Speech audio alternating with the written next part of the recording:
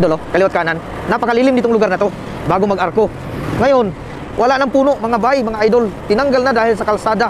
Nag-widening. Ito pa nga yan, ginagawa. Wala. Talagang mainit na to pagka dumaan tayo dito. Wala nang ano. Wala nang lilim. Wala nang puno. Wala nang shade sa ating madadaanan, mga idol. Kasi pinagbibigyan talaga ng mga sasakyan na gandahan ng kalsada dito sa Rizal. Pero marami mga kabiyahe na hindi nagre-rehistro dito sa Rizal.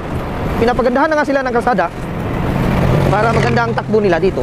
Hindi nagre-rehistro. Makita mo, mga idol, pagka mayroong checkpoint, tingnan mo parang sabungan yung gilid ng kalsada dahil nakapila, nakataas ang liig ng mga pudyang are na walang rehistro, walang lisensya, walang helmet, walang sapatos, walang jacket. Pusang gala, kumpleto ang tawag ko sa kanila, mga idol.